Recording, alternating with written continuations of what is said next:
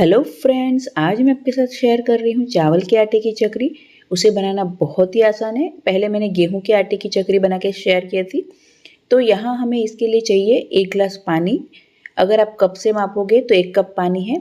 उसमें हमें आधा टीस्पून जीरा, आधा टीस्पून अजवाइन और नमक 1 टीस्पून डालेंगे। फिर इसमें हम डालेंगे तिल 1 टीस्पून और घी। आप घी या बटर दोनों में से कोई भी एक चीज़ ले सकते हो। 2 टेबलस्पून लेना है।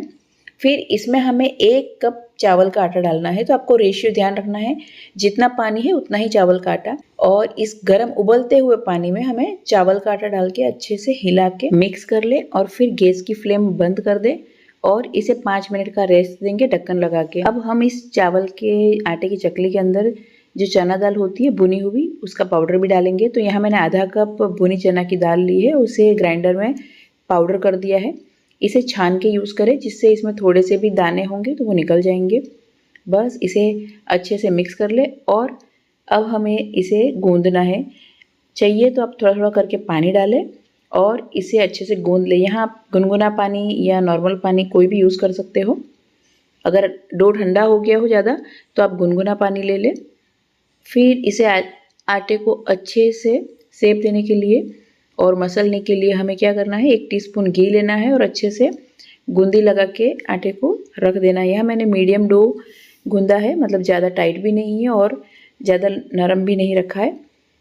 अब जो चकरी का संचा आता है, ये स्टील का या पित्तल का, ब्रास का, जो भी हो आपके पास, उसमें आप मोल्ड के अंदर आटा भर दीजिए और फिर हमें इसकी चकरी बनानी है। मोल्ड को पहले आप ग्रीस कर ले, फिर ये जो चकरी का डो है ना, वो हमें अंदर भरना है।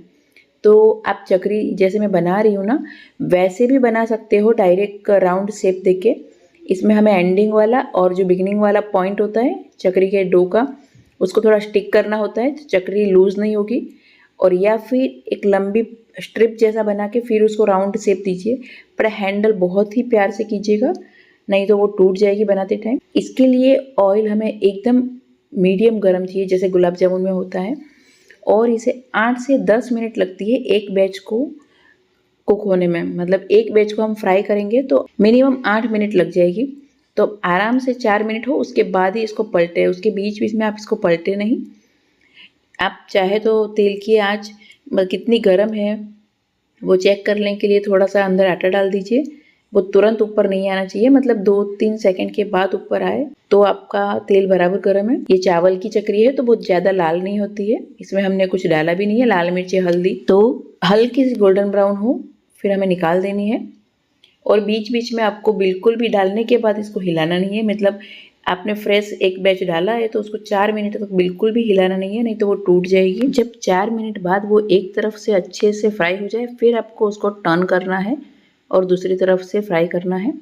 तो ये गर्मा गर्म चावल के आटे की चकरी तैयार है। ये बच्चों को बहुत पसंद आती है। आप यहाँ चाहे तो इसमें ब्लैक पेपर या हरी मिर्च की पेस्ट बारीक डाल सकते हो। मैंने नहीं डाली क्योंकि ये सॉल्टेड भी बहुत ही अच्छी लगती है। मेरी और नई रेसिपी के लिए चैनल को लाइक, शेयर और सब्सक्राइब करना ना भूलें और बेल आइकन को भी ऑन करें।